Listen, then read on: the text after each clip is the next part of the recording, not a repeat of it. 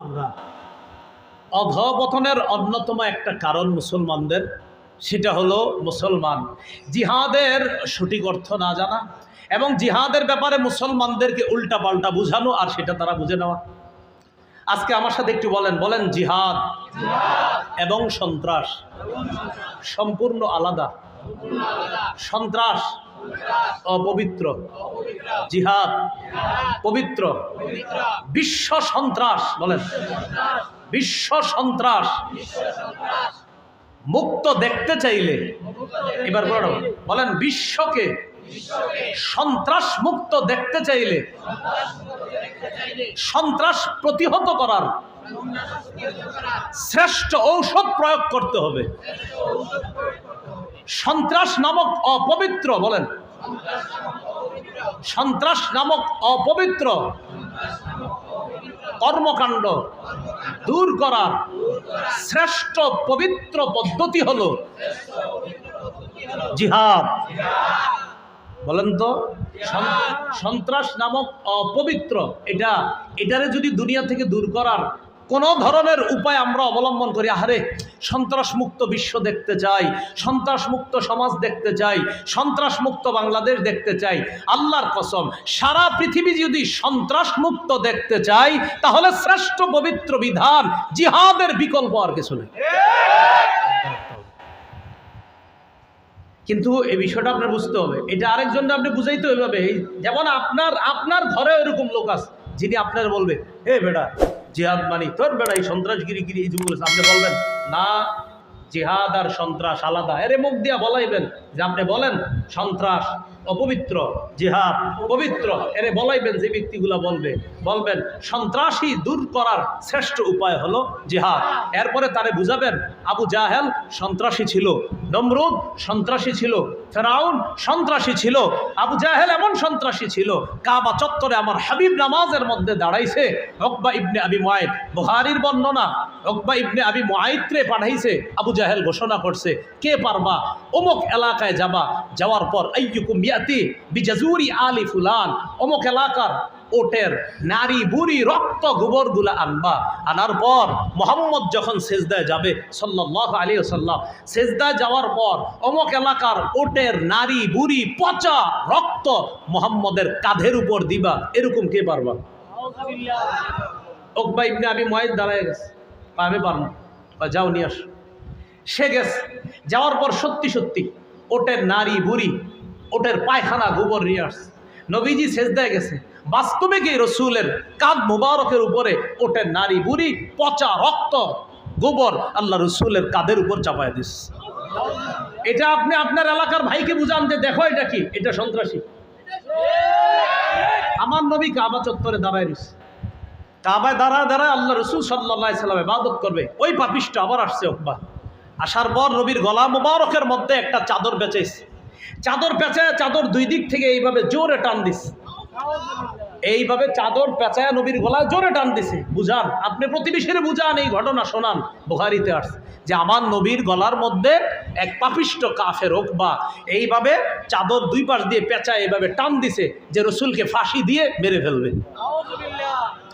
আবু বকর সিদ্দিক রাদিয়াল্লাহু তাআলা আনহু আসছে, আসার পর তার একটা ধাক্কা মারছে, ধাক্কা মেরে আবু বকর সিদ্দিক রাদিয়াল্লাহু তাআলা আনহু বললেন, আতাকতুলুনা রাজুলান আইয়াকুলা রাব্বি আল্লাহ ওয়াকাদ জাআকুম বিল বাইয়িনাতি মির রাব্বিকুম।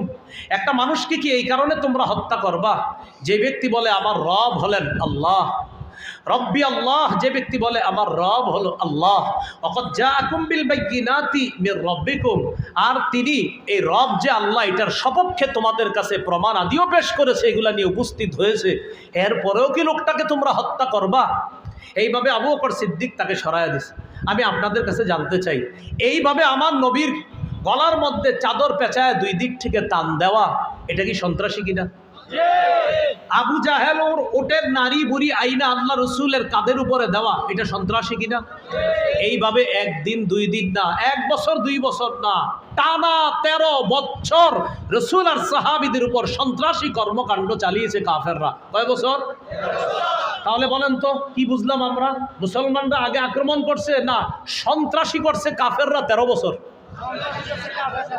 বলেন আক্রমণ কি আগে মুসলমানরা করছে না কাফেররা? কয় বছর? 13 বছর সাহাবা নবীর উপরে এইভাবে অত্যাচার করছে। এরপর 13 বছর পর আল্লাহ আয়াত নাজিল করছে সূরা হজর 39-40 নম্বর আয়াত। আল্লাহ বলেন উযিনা লিল্লাযীনা ইউকাতালুনা বিআন্নাহুম যুলিমু, যাদেরকে আক্রমণ করা হচ্ছে উযিনা, এবার তাদেরকে জিহাদের অনুমতি দেওয়া হলো। উযিনা অনুমতি দেওয়া হয়েছে, লিল্লাযীনা ইউকাতালুনা যাদেরকে আক্রমণ করা হচ্ছে তাদেরকে জিহাদের অনুমতি দেওয়া হলো। কেন? বিআন্নাহুম যুলিমু, তাদেরকে জুলুম করা হয়েছে, তারা মাজলুম। এই তারা কারা? নবী আর সাহাবায়ে কেরাম। কত বছর? কত বছর? এইভাবে আপনি পাশের এলাকার লোকটারে বুঝান, বুঝাইয়া বলেন কাকা এই 13 বছর যে কাজগুলো করছে ঠিক হয়েছে? তখন বলবে না এগুলো তো অন্যায় হয়েছে, আবু জাহেল তো কামগুলো ঠিক করে নাই। তখন আপনি বলবেন এরপর আল্লাহ 13 বছর পর জিহাদের বিধান দিয়েছে এই সন্ত্রাস নামক অপবিত্রতা দূর করার জন্য। পবিত্র জিহাদ আল্লাহ দিয়েছেন 13 বছরের অপবিত্রতা যেন দূর করে, তখন আল্লাহ জিহাদের বিধান দিয়েছে। তাহলে অপবিত্র সন্ত্রাসগিরি কয় বছর করছে কাফেররা? এরপরে জিহাদের বিধান দিয়েছে। এইভাবে আপনি এটা পার্সোনালি বুঝাইতে হবে। আগে মুখ দিয়ে স্বীকার করাইবেন, কাকা বলেন আবু জাহেল কামটা ঠিক করছে? তো বলবে না। বলেন ওক ভাই কাজটা ঠিক করছে? বলবেন না। তখন জিজ্ঞাসা করবেন ওনারে, বলেন তো কি করা দরকার? বলবে আরে আমি থাকলে তো ওর খবর আছিল, বলবে উনি। তাহলে বলবে হ্যাঁ এই 13 বছর শুধু সহ্য করছে, এরপর আল্লাহ বিধান দিছে। সাহাবাদের মন চাইছে কিছু করতে, করে নাই। কেন? আল্লাহ বলে নাই। 13 বছর পর উযিনা, তখন আল্লাহর পক্ষ থেকে অনুমতি দেওয়া হয়েছে। পরের আয়াতে আল্লাহ বলে সূরা হজর 40 নম্বর আয়াত, তারা কারা যাদেরকে আক্রমণ করা হয়েছে? আল্লাযীনা উখরিজু মিন দিয়ারিহিম বিগাইরি হাক্কিন ইল্লা আইয়াকুলু রাব্বুনাল্লাহ, যাদেরকে তাদের ঘর থেকে বের করে দেওয়া হয়েছে অন্যায়ভাবে। তাদের অন্যায়টা কি? বলার পরে নাউজুবিল্লাহ পড়বেন। তাদের অন্যায় হলো তারা এটা বলতো আমাদের রব হলো আল্লাহ। আল্লাহকে রব বলাটা কাফেররা অন্যায় হিসেবে সাব্যস্ত করছে না, আল্লাহ আমার রব, এটা হলো অন্যায় তাদের। যে তোমরা আল্লাহর রব বলবা, আল্লাহ কয় তারা বলতো আমাদের রব আল্লাহ। কাফেররা এটাকে অপরাধ সাব্যস্ত করে তাদেরকে মক্কা থেকে বের করে দিচ্ছে। এবার আল্লাহ বলেন ওয়ালাউলা দাফউল্লাহিন নাস বা'দাহুম বিবা'দিল্লাহ হুদ্দিমাত সাওয়ামি'ু ওয়া বি'উ ওয়া সালাওয়াতু ওয়া মাসাজিদু ইউযকারু ফীহা ইসমুল্লাহি কাসীরা। জিহাদের বিধান দেওয়ার মাধ্যমে আমি আল্লাহ যদি একজন মানুষের মাধ্যমে আরেকজন মানুষকে প্রতিহত না করতাম, মানে মুজাহিদদের মাধ্যমে যদি অপরাধীদেরকে আমি প্রতিহত না করতাম যুগে যুগে, লাহুদ্দিমাত সাওয়ামি'ু, তাহলে খ্রিস্টানদের যে ইবাদতখানা আশ্রম ধ্বংস হয়ে যেত। অর্থাৎ খ্রিস্টানরা যেই যুগে দুনিয়াতে ছিল, যখন তাদের শরীয়ত দুনিয়ার মধ্যে ছিল, যখন তারা হক পথে চলতো, তখন ওই জামানায়ও ইবাদতখানা ধ্বংস করার জন্য লোক ছিল। আল্লাহ বলেন আমি যদি জিহাদের বিধান না দিতাম, একদল মানুষের মাধ্যমে আরেক দলকে যদি প্রতিহত না করতাম, খ্রিস্টানদের আশ্রমগুলা ধ্বংস করে দেওয়া হতো। ওয়া বিয়াউ, বিয়াউল মালি হলো গির্জা, এই গির্জা ধ্বংস করে দেওয়া হতো।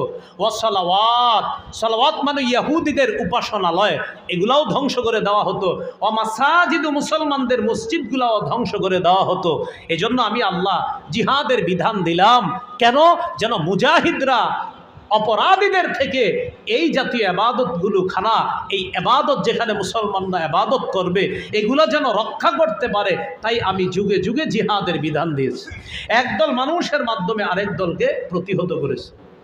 তো বলছিলাম আল্লাহ পাক রব্বুল আলামিন ওই যে পবিত্র কোরআনে বলে তুসিরুনা ইলাইহিম বিল মাওয়াদ্দাহ ওয়া আনা আ'লামু বিমা আখফাইতুম ওয়া মা আ'লানতুম وَمَن يَفْعَلْهُ مِنكُمْ فَقَدْ ضَلَّ سَوَاءَ السَّبِيلِ إِن يَثْقَفُوكُمْ يَكُونُوا لَكُمْ أَعْدَاءً। কাফেররা যদি তোমাদেরকে বাগে পায়, সেবে পায়, ইয়াকুনু লাকুম আ'দা, তারা তোমাদের শত্রু হয়ে যাবে। ওয়াবসুতু ইলাইকুম আইদিয়াহুম ওয়া আলসিনাতাহুম বিসসুই ওয়া ওয়াদ্দু লাউ তাকফুরুন। তারা তোমাদের বিরুদ্ধে তাদের হাত, তাদের মুখ তারা প্রসারিত করবে তোমাদেরকে কষ্ট দেওয়ার জন্য। লান তানফাকুম আরহামুকুম ওয়ালা আওলাদুকুম ইয়াউমাল কিয়ামাহ ইয়াফসিলু বাইনাকুম আল্লাহু বিমা তা'মালুনা বাসীর। তোমাদের আত্মীয়-স্বজন, তোমাদের সন্তান, তোমাদের কোনো কাজে আসবে না কিয়ামতের ময়দানে। সেদিন তোমাদের মাঝে আল্লাহ ফয়সালা করবে, বিচার করবে। তোমরা যা করো আল্লাহ সব দেখেন। তো আল্লাহ পাক রব্বুল আলামিন এই আয়াতগুলোর মধ্যে এটাও বলে দিয়েছেন, আনতুমিনু বিল্লাহি রাব্বিকুম, তোমরা যে আল্লাহর প্রতি ঈমান আনো, তোমাদের রবের প্রতি যে তোমরা ঈমান আনো, এই আল্লাহর প্রতি ঈমান আর রবের প্রতি তোমরা যে ঈমান আনো, এই আল্লাহ আর রবের প্রতি ঈমান আনো, এই কারণে কাফেররা তোমাদেরকে বের করে দিয়েছিল কোত্থেকে? মক্কা থেকে। রসুলকেও বের করেছে, তোমাদেরকেও বের করেছে। এই বিষয়ে আরেকটা ঘটনা শোনাইলাম যে মুসলমানদেরকে যখন বের করে দিয়েছে 13 বছর নির্যাতন করার পর, তখন আল্লাহ জিহাদের বিধান দিয়েছে। আরেকটা বিষয় এখান থেকে প্রমাণ করার চেষ্টা করেছি, মুসলমান তাদের অধিকার আদায়ের শ্রেষ্ঠ একটা পদ্ধতি যেটা সবার জানা দরকার ছিল, এই পদ্ধতিটা মুসলমান ভুলতে বসেছে। ওই পদ্ধতির নাম কি? অধিকার থেকে বঞ্চিত করছিল। 13 বছর নির্যাতন করছে, যাও ভাগো এখান থেকে, ঘর বাড়ি পাইবা না, কিচ্ছু পাইবা না, সব ছেড়ে গেছে। আল্লাহ কয় অধিকার বঞ্চিত করে ফেললো তাদেরকে। এবার কি করলেন? জিহাদের বিধান দিলেন। তাহলে মুসলমানদের অধিকার পাওয়ার অনেক উপায় আছে, এর মধ্যে শ্রেষ্ঠ উপায় জিহাদ। এত এটা ভালোভাবে আপনি বুঝতে হবে। এরপর আল্লাহ পাক রব্বুল আলামিন বলেন, قد كانت لكم أسوة حسنة في إبراهيم والذين معه। হে মুসলমানগণ, হে নবীর সাহাবীগণ, ইব্রাহিম নবী আর তার সাথে যে ইমানদাররা আছে তাদের মাঝে তোমাদের জন্য উত্তম আদর্শ আছে। এই আমি আপনি আমরা আমাদের সবার জন্য ইব্রাহিম নবী আর তার অনুসারী যারা, তাদের মাঝে উত্তম আদর্শ আছে। কি উত্তম আদর্শ? মন দিয়ে শুনেন। إذ قالوا لقومهم إنا براء منكم ومما تعبدون من دون الله। ইব্রাহিম নবী তার অনুসারী তারা তাদের সম্প্রদায়কে বলেছিল, ইন্না বুরাআ, আমরা মুক্ত, মিনকুম, তোমাদের থেকে মুক্ত, আমরা সম্পর্ক ছিন্ন করলাম, মিনকুম, তোমাদের সাথে সম্পর্ক ছিন্ন করলাম, ওয়ামিম্মা তা'বুদুনা মিন দুনিল্লাহ, আল্লাহ ছাড়া যাদের ইবাদত করো তোমরা তাদের থেকেও সম্পর্ক ছিন্ন করলাম। আল্লাহ কি বলতেছে দেখেন, ও মুসলমানরা, ইব্রাহিম নবী আর তার সম্প্রদায়ের মাঝে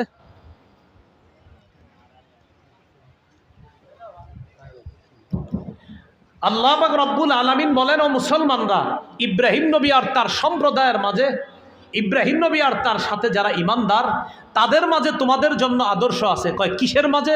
কয় যখন তারা তাদের সম্প্রদায়কে বলেছিল, হে আমাদের সম্প্রদায়, ইন্না বুরাআউ মিনকুম ওয়া মিম্মা তা'বুদুনা মিন দুনিল্লাহ, আমরা তোমাদের সাথে সম্পর্ক ছিন্ন করলাম, তোমরা যাদের ইবাদত করো আল্লাহ ছাড়া তাদের থেকেও সম্পর্ক ছিন্ন করলাম।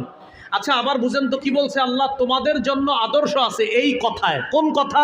ইব্রাহিম নবী আর তার জাতি, ইব্রাহিম নবীর সাথে ঈমানদাররা তাদের সম্প্রদায়কে বলছে, হে আমাদের সম্প্রদায়, আমরা তোমাদের থেকে সম্পর্ক ছিন্ন করলাম, তোমরা আল্লাহ ছাড়া যাদের ইবাদত করো তাদের থেকেও সম্পর্ক ছিন্ন করলাম। আল্লাহ কয় এই কথায় তোমাদের জন্য আদর্শ আছে। কি আছে তোমাদের জন্য? আদর্শ আছে। কাফারনা বিকুম, আমরা তোমাদের আকীদা বিশ্বাস অস্বীকার করি। ইব্রাহিম নবী ডাইরেক্ট বলে দিছে মূর্তি পূজারী যারা তাদেরকে, আমরা তোমাদের আকীদা বিশ্বাস অস্বীকার করি। ওয়া বাদা বাইনানা ওয়া বাইনাকুমুল আদাওয়াতু ওয়াল বাগদাউ আবাদা, আমাদের মাঝে আর তোমাদের মাঝে শত্রুতা এবং বিদ্বেষ আবাদা, চিরকালের জন্য প্রকাশ হয়ে গেছে। কাফারনা বিকুম, আমরা তোমাদের আকীদা অবিশ্বাস করি। ওয়া বাদা বাইনানা ওয়া বাইনাকুম, আমাদের মাঝে আর তোমাদের মাঝে স্পষ্ট হয়ে গেছে আল আদাওয়াত, শত্রুতা, আল বাগদ, বিদ্বেষ, আবাদান, চিরকালের জন্য। বেঈমানদেরকে মুসলমানরা এই কথা বলা, ও বেঈমানরা শোনো, তোমাদের সাথে কোনো সম্পর্ক নাই, তোমরা যাদের ইবাদত করো তাদের সাথে আমাদের কোনো সম্পর্ক নাই, তোমাদের আকীদা বিশ্বাস আমরা অস্বীকার করি, আমাদের মাঝে আর তোমাদের মাঝে শত্রুতাও স্পষ্ট, বিদ্বেষ স্পষ্ট, তোমাদের সাথে আমাদের সাথে শত্রুতা চলবে, বিদ্বেষ চলবে। কতদিন জানো? হাত্তা তুমিনু বিল্লাহি ওয়াহদা, যতদিন এক আল্লাহকে আল্লাহ বলে না মানবা, যতদিন এক আল্লাহকে আল্লাহ বলে না মানবা। এই কথায় অনেক শিক্ষা, তাওহীদের শিক্ষা, যে তাওহীদবাদীরা, ইমানদাররা, তাওহীদবাদীরা, ইমানদাররা, বিশ্বাসীরা অবিশ্বাসীদেরকে এই কথা বলা। ইব্রাহিম নবী যেমন বলেছিল, তোমাদের সাথে আমাদের কোনো সম্পর্ক নাই, তোমরা যাদের ইবাদত করো তাদের সাথে আমাদের কোনো সম্পর্ক নাই, তোমাদের সাথে আমাদের সাথে শত্রুতা বিদ্বেষ চলবে আবাদা, চিরকালের জন্য। কতদিন? হাত্তা তুমিনু বিল্লাহি ওয়াহদা, যতদিন এক আল্লাহকে আল্লাহ বলে বিশ্বাস না করবা। কি ঠিক বুঝছা? ঠিক না, না বুঝছা? বুঝতে হবে যে আল্লাহ বলছে তোমাদের জন্য আদর্শ আছে। এই জায়গায় বললাম হ্যাঁ আদর্শ আছে, কিন্তু আদর্শটা আমরা গ্রহণ করলাম না, তাহলে কিন্তু হবে না।